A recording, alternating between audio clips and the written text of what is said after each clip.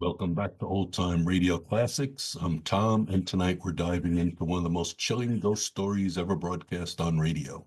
This is The Dead Sleep Lightly, episode 35 of the legendary series Suspense, which first aired on March 30th, 1943, just one night before Oklahoma made its historic Broadway debut.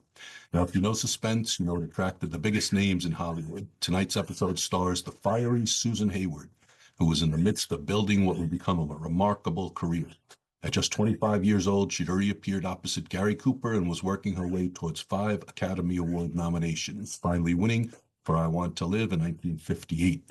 Joining her is Lee Bowman, who the columnist at the time called very hot commodity. He'd go on to co-star with Rita Hayworth in CoverGirl, and lending gravitas to the production is Walter Hampden, Broadway's legendary Shakespearean actor who was famous for his portrayal of Cyrano de Bergerac. The script comes from the brilliant mind of John Dickson Carr, considered by many to be the greatest mystery writer of the Golden Age. Carr had a particular gift for the impossible, locked room murders, supernatural twists, and stories that made you question what was real. This tale centers on a wealthy publisher who accidentally dials the phone number of his wife's grave, and she answers. Is it a trick, a message from beyond, or something far more sinister? Producer William Spier, nicknamed the Hitchcock of the Airwaves, knew exactly how to keep audiences on the edge of their seats. And with Bernard Herrmann's haunting score setting the mood, you're in for something truly special. So dim the lights, settle in, and prepare yourself for The Dead Sleep Lightly.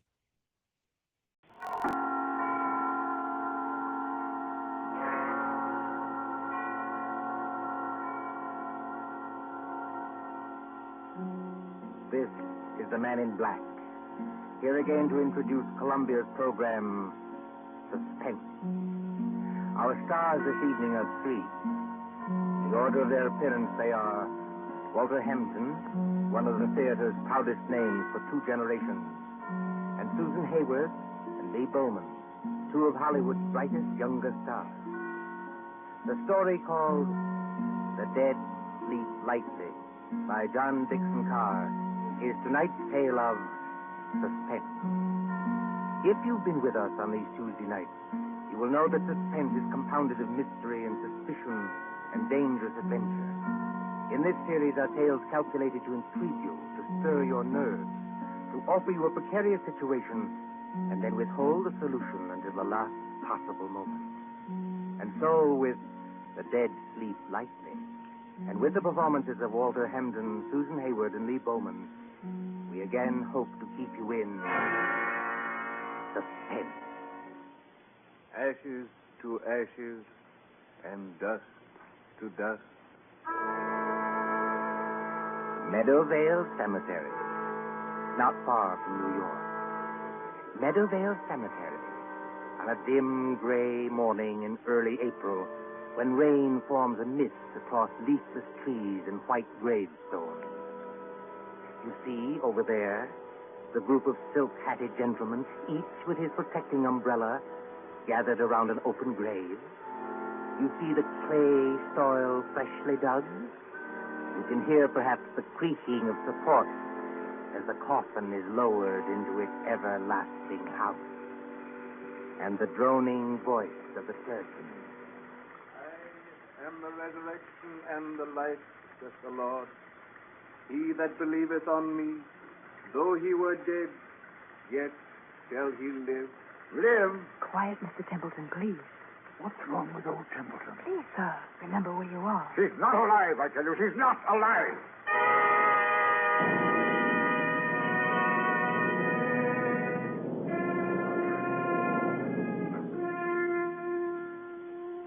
It might seem a long distance, that, from the Cosmopolite Club in Gramercy Park on the following evening, when that same well-fed man, as hard and unemotional as the diamond pin in his tie, hurries up the steps into the club and...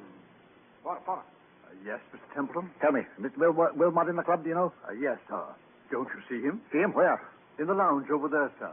Sitting by the fire. Yes, of course, sir. I'm a little upset. You're a good fellow, Henry. I won't forget you. Thank you, sir. Excuse me, sir, but aren't you going to take off your hat and overcoat? Well, never mind my hat and coat. Just tell me one other thing. When I came into the club, was there anybody following me? Following you, Mr. Templeton? Yes, a woman. A woman with a long skirt and a heavy black veil. There aren't many women who wear that kind of dress nowadays, sir. Look out into the street. You see anybody? No, sir. There's just, What's that? Oh, that's only the old street musician, sir. He doesn't mean any harm. I won't have that tune played, you hear? I'm used to getting my orders obeyed, and I'm going to have this one obeyed. Here's some money. Go out and tell him to go away. Yes, sir, if you insist, but, Do as you're told and don't ask questions. If anybody wants me, I shall be with Mr. Wilmot. Very good, sir.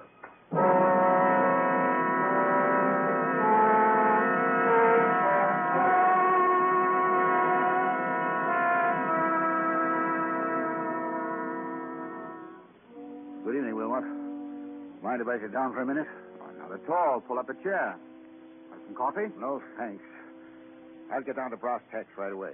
Yes, you always do. I've noticed that. Well, I'm a pretty self-sufficient kind of a fellow, Wilmot. I made a name for myself, even if I do say it myself. But, well, the fact is, I need advice. A successful publisher asking advice from one of his own authors. That's something new, isn't it? Now, look here, Wilmot, I'm serious. All right. I take it back. What's on your mind?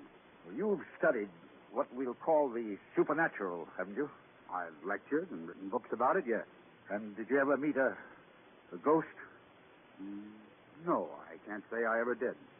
Have you? It might only be my own imagination. Yes, that's what scares me.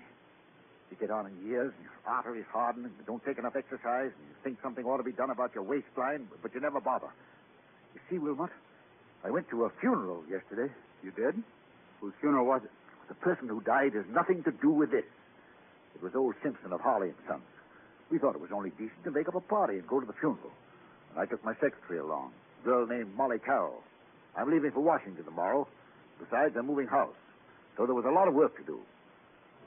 What I couldn't stand was that infernal cemetery in the rain. And we must have gone in by the wrong gate.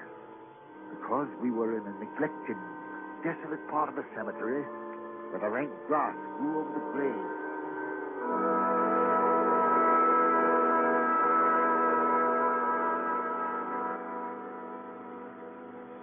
You'll oblige me, Miss Carroll, if you first find out the proper directions about places. We've come in the wrong gate to the cemetery. Oh, I'm sorry, Mr. Templeton. I thought What you thought doesn't matter now. This is the wrong part of the cemetery. My shoes are absolutely ruined with wet clay. Well, it isn't doing my own shoes and stockings any good either, Mr. Templeton. If there's been any damage to them, Miss Carroll, I'll replace them. You never found me ungenerous, now have you? Well, not exactly ungenerous, no. I'll pay you the compliment, Miss Carroll, saying that you're the best secretary I ever had. Thank you. Yet you want to leave me.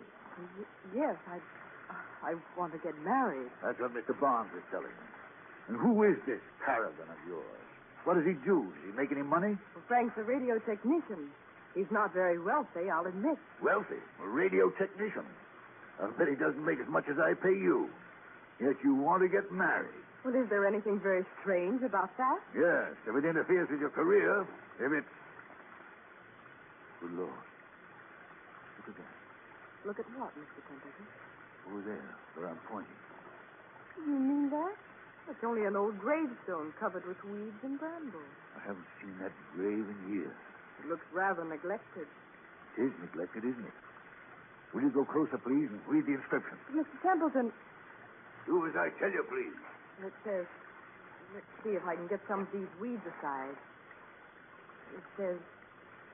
Sacred to the memory of Mary Ellen Cleaver, born September 5th, 1892, departed this life March 25th, 1919. Thou shouldst still be adored as this moment thou art. Let thy loveliness fade as it will. If you lower that umbrella, Mr. Templeton, you'll get soaking wet. Sentimental trash. But she always liked it. She always liked it. Mary Ellen Cleaver. Did you know her? Very well indeed. She was my wife. Your wife?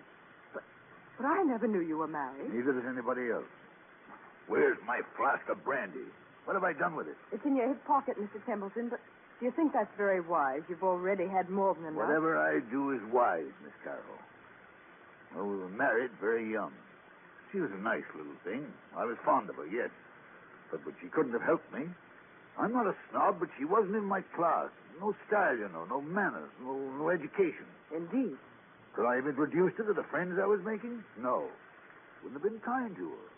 She didn't even want to go to the places where I was invited. She'd sit at home and say, "What was it like? Did you have a nice time? What was Mrs. So-and-so wearing?" And she loved me. I'll put that to her credit. But You left her? I thought it was the kindest thing to do, yes. She went away. Then I heard she'd had... Had what? Nothing, doesn't matter. Well, there was a war on, and I attended the peace conference in Europe. Never even knew she was dead until I heard some friends had buried her. I always promised to call her up. She said she'd come back to me if I did. You couldn't call her up now, Mr. Templeton, even if you wanted to. No, I suppose not. But I was fond of her. I wish there was something I could do. Well, you could have her grave cared for. Have some flowers put on it. That's it. That's an idea. She'd have liked that. Can you take care of that for me? I'll look after it tomorrow morning, Mr. Templeton. But how will they ever be able to locate the grave? There must be thousands in this cemetery. Oh, each grave has a number, cut into the stone so you can identify it. This is number 1212. 1212. Sounds like a telephone number, doesn't it? Yes, doesn't it? Meadowvale 1212. Poor girl. I was fond of her. Please, Mr. Templeton, come along and please, no more brandy. You've got a funeral to attend.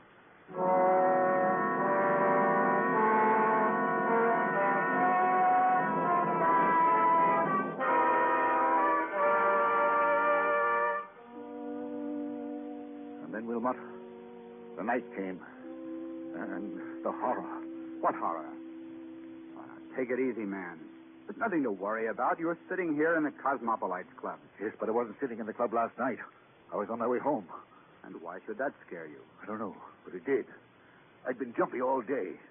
That infernal number kept running through my head. Meadowvale 1212. Have you ever seen my house?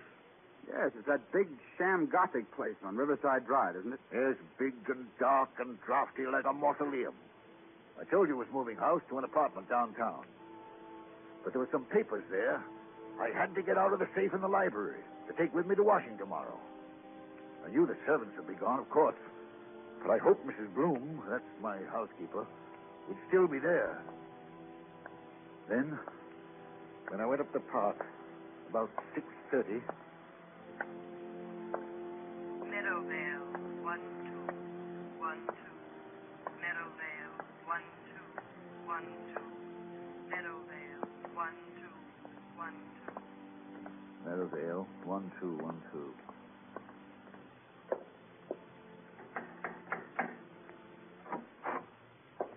Mr. Templeton, this is a surprise. Sorry to trouble you, Mrs. Bloom. I seem to have mislaid my key. You could have sworn I had it on my key ring this morning. It's no trouble, Mr. Templeton. Only, I hope you're not planning to spend the night here. No, I'm going to a hotel. Why do you ask? Because they've disconnected everything except the electricity and taken away most of the furniture. I haven't touched anything in the library. No, sir. I told them you said to leave that. But it does seem a pity in a way. What seems a pity? To break up a lovely home like this after all these years. Home? This big, ugly picture gallery? It's been a home to me, sir. Well, I've treated you generously, haven't I? Yes, sir. I'm sorry. I've got several hours' work to do, Mrs. Bloom. A whole safe full of papers to sort over. I'm going to the library and... What's that you're hiding behind your back? I'm not hiding anything, sir. All the same, what is it? It's only a music box, sir. I found it in the attic when the moving men were here. If I hadn't known there were, no ladies in your life, I'd have said it belonged to one of them. I love to hear them, sir. May I? Mrs. Bloom. Yes, sir. If you don't want me to smash that music box, turn it off. Yes, sir, I'm sure I never... I'm going to the library. If you can find any sandwiches and coffee, bring them. Yes, sir. Excuse me.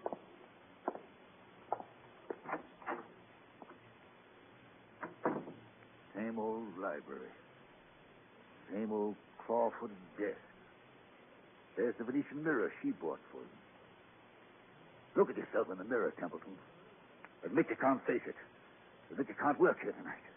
Admit you've got to have lights and music and That's it. Go out for dinner. Telephone Wilmot. If they left the phone. Oh, yes. Good. Here it is. Hello. Yes, sir. Number, please. Number, please. I want, Meadowvale 1212. Meadowvale 1212. Wait, what the devil's name am I saying? Change that, I want... Hello, my darling. I knew you'd call me when you needed me. Who's that speaking? Who are you? It's Mary Ellen, dear. Don't you recognize my voice? You're not Mary Ellen. This is a trick. Mary Ellen is dead. Yes, dear. But the dead sleep lightly, and they can be lonely, too. And now that you do need me... I don't need you. I don't need anybody. I'm coming back to join you, dear. It's not easy, but I'll be there by the time the clock strikes 7. I'll wear a veil because I don't look very pretty. I won't have this. I won't listen to you. I won't. Goodbye, my dear. Remember, when the clock strikes 7... Mrs. Blue. Mr. Templeton, what on earth is the matter? Who's been playing tricks on me? Tricks, sir. I don't understand. Who spoke to me on this phone? But, sir, nobody could have spoken to you on that phone. Nobody could have. What are you talking about? That phone's disconnected, sir. Disconnected? Yes, sir. The man came here this afternoon and took that little metal box off the wall and rolled all the wires up and put everything on the desk there. Said he'd be back tomorrow to take it away. Mrs. Bloom, that's impossible. Look for yourself, sir. You're standing in the middle of the room holding that phone, and the wires don't lead anywhere. That's true. So you couldn't very well have talked to anybody on the phone that wasn't connected?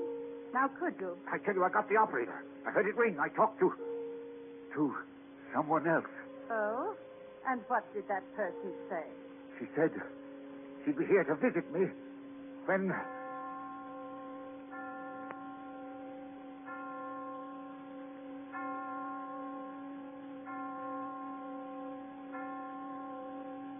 Mr. Templeton, what's the matter?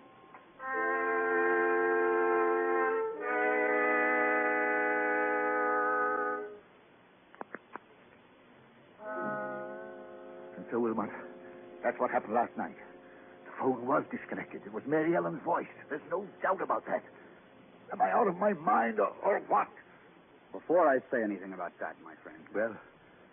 Let's hear the end of your story. What did happen when the clock struck 7? I don't know. You don't know? No, I lost my head. Ran out of that house as though the devil were after me. Maybe he was. And since then? I spent the night at the hotel. Today, I've walked past that house 50 times, 100 times, trying to muster up enough nerve to go in. I couldn't do it, but I've got to go in there. Why? It's those papers I've got to take to Washington. Send somebody else to get them. I can't do that, Wilmot. It's confidential information for the government. I've thought of everything. I've even bought a revolver, see? For the love of heaven, man, put that gun away. You want the other club members to think you have gone insane? Then I thought of you. You know all the tricks of fake spiritualists. You've written about it and lectured about it. Which reminds me, by the way, that I'm lecturing before the Acropolis Club in about 20 minutes. You've got to break that engagement, Wilmot. Why? Because you're going with me to my house tonight, now. Oh, that's impossible, old man. Now sit quietly and listen to me. I'll go with you willingly, tomorrow morning. That's too late. I'm taking an early plane to Washington. Well, then wait until I can get away from the lecture. Say, around midnight. I'll tell you what I'll do. I'll take a taxi and join you as soon as I can. That won't do. I've got to know the answer now. You understand? Aren't you being a little unreasonable about this? Unreasonable or not, I usually get my own way, and I mean to have it now. Well, then I'm afraid you'll have to go to the house alone. Besides... You know, Wilmot, you worry me. You sit there puffing at that pipe and looking at me out of those queer eyes of yours like a young Satan. I've often wondered what you were really thinking about. Since you flatter my intelligence so much, I was wondering whether you'd been quite frank with me. Frank with you, how? About your late wife, Mary Ellen Cleaver. What about her? Well, after she left you, something happened that, you don't like to talk about. Was there, by any chance, a child, a son, for instance, or... Did you say a son? Yes. I don't know what you're talking about. Well, then let's agree not to understand each other, shall we? Now, are you coming with me or aren't you? I tell you, man, I'll get there as soon as I can. All I can think about is the wet red clay in that cemetery, and the dismal grave in the rain, and what her face might look like if she raised the veil. And what am I going to see in that house?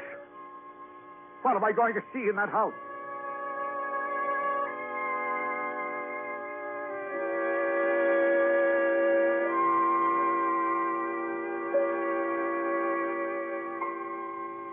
So the clock chimes, the hours dwindle, the traffic roar of the city sinks to a low growl behind twinkling lights. It is midnight when a taxi moves along a certain street towards a certain house out of a bygone age. Lightless, black against the stars, surrounded by iron railings and with a path bordered by fir trees leading to the front door. Look, too, with the face of Mr. Patrick Wilmot when that taxi draws near. All right, driver. This is the place. Are we in wait for you, sir? No, you needn't wait. Keep the change. Thank you, sir. Good night.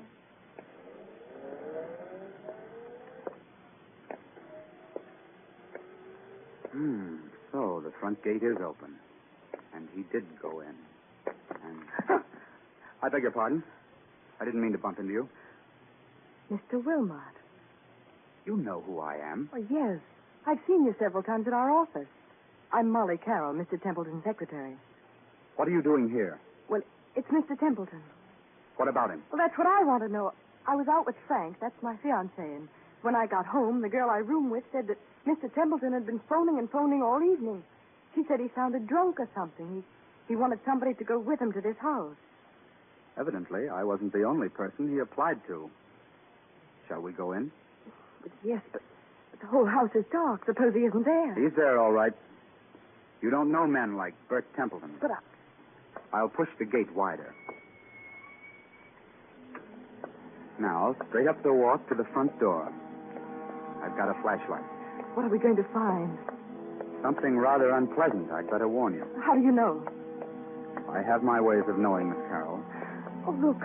What is it? That French window to the left of the front door. Yes. It's partly open. Well, there's nothing in that, necessarily. Templeton said he'd lost his key. He might have had to open a window. Oh, that's true, but... So you see it, too, do you? See what? There's a footprint across the sill of that French window.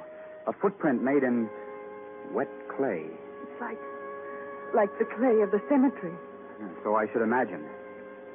Will you go in first, or shall I? Into that dark room, I will not. Well, then stay here, please, until I get some lights on. No, wait. I'll go. Let me take your arm. All right, be careful now. Yes, I thought so. This room is the library. And there are more footprints of somebody or something walking in. They lead... Who's there? Who's there? It's only me, sir. Mrs. Bloom, the housekeeper. Then what's the idea of standing in a dark room in the middle of the night with what sounds like... It's only a music box, sir. I left it behind along with some other things and came back to get them. I've got my own key. I thought I heard a noise in here. But why aren't there any lights? The electricity's cut off, sir. It was cut off today. I see. If Templeton is here, or was here, he must have had some kind of light. If I turn this flashlight on the desk, maybe... Be quiet, Miss Carroll. What is it, sir? I'm as blind as a bat without my glasses. It's Mr. Templeton. He's lying on the floor beside the desk. Oh, he isn't. No, he isn't dead. But his face is the color of putty. I think he's had some kind of stroke. We'd better not take any chances. Mrs. Bloom, Yes, sir.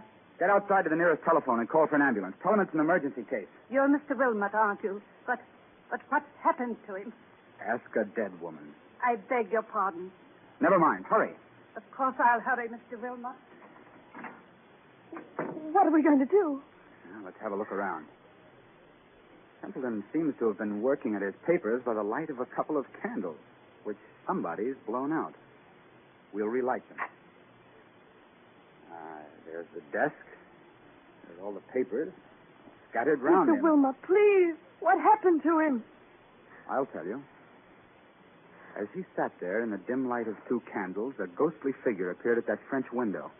It wore a long, old-fashioned skirt and a heavy black veil to hide the face. It walked toward Templeton, tracking graveyard clay.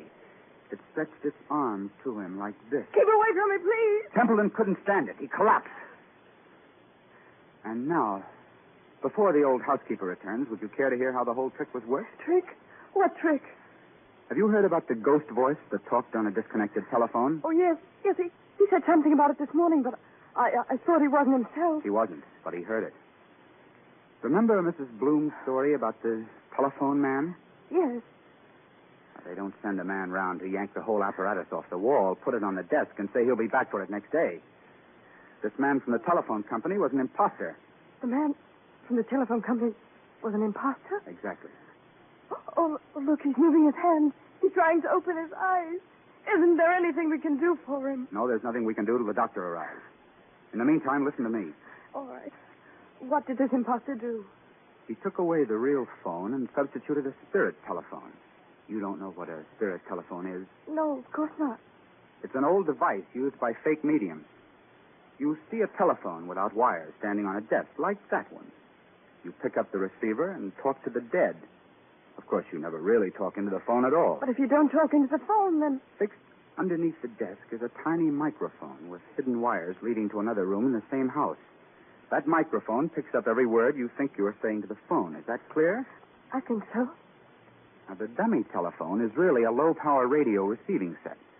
Somebody in another room can talk back to you after hearing what you say on the wired microphone. Then, Mr. Templeton... If Templeton hadn't rung Meadowvale 1212, then rest assured that same number would have rung him. Well, then the scheme couldn't fail either way. But, you see, there's one thing in this matter I haven't got quite clear even yet. And what's that? Tell me, Miss Carroll, just why did you work this whole trick? Why did you try to scare your father to death? My father? Templeton is your father, isn't he? That might be rather difficult to prove, Mr. Wilmot. By George, I admire you. Thanks very much. I'm flattered. Expressionless as ever. Eyes as hard and cold and blue and handsome as... Well, make your own comparisons. But I knew you were guilty, of course, when I heard your fiancé was a radio technician. You can leave Frank out of this. Oh, you have scruples. Have I touched you? Nothing can touch me. Not since my mother died. Your fiancé installed the ghost mechanism and took it away today. He probably thought it was only a joke. He did. I swear he did. And the rest of it was plain enough. Who led Templeton to the wrong gate in the cemetery, past that woman's grave? You did. Who was the only one who could have stolen the key to this house off that key ring he took to the office? You were. You needed that key to come and go as you liked and impersonate the two voices on the phone. Is there any need to go on with this? He killed her, you know. You mean Templeton killed your mother? Oh, not with a knife or a bullet or poison. All he did was break her heart. And that's no offense in law. Yeah, steady now. Well, I've done what I wanted to do. I've torn his whole rotten life to pieces. And there he is, gasping for breath on the floor. And I'm glad. Oh, God, forgive me. He is my father. Does he know you're his daughter? No, of course not. When I went to work for him as a secretary, he hadn't even seen me since I was a child. But I got near him. I worked for years to get near him. No, I wish I hadn't. Now, look here, you've got to pull yourself together. Why? Who cares? There's the ambulance coming and maybe the police. What do I care? Tell the police what you like. My dear girl, you don't think I'll tell them anything. I'm merely an onlooker. An amateur Satan who doesn't believe in ghost voices. Mary Ellen. What's that? Templeton, his eyes are open. He's trying to get up. Mary Ellen. It's as though he could see something that we can't What's see. that he's got in his hand? It's a revolver. He had one at the club. He's putting it against his chest. I'll stop him. Look out! Look out! Oh, he did love her after all. And now he's tried to join her. Oh, don't let him die. He's all right, Molly. You grabbed the gun just in time. If he doesn't die, I'll make it up to him. I swear I'll make it up to him. I tell you now, he's not going to die. But... Mary Ellen. What? Mary Ellen. But what? Mary Ellen. I was just wondering. Is there a ghost in this room tonight?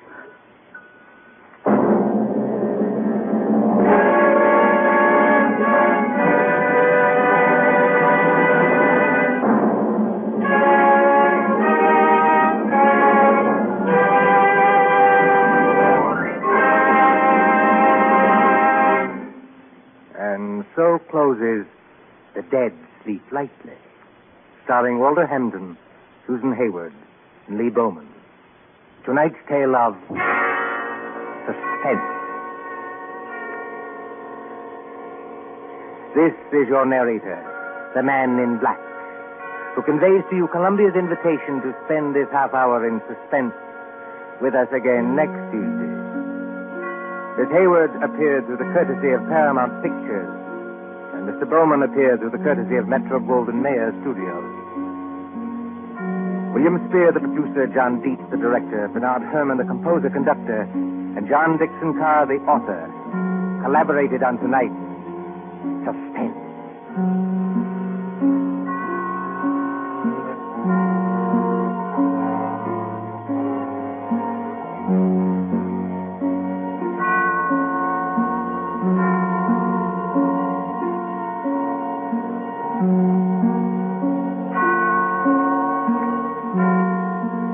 This is the Columbia Broadcasting System.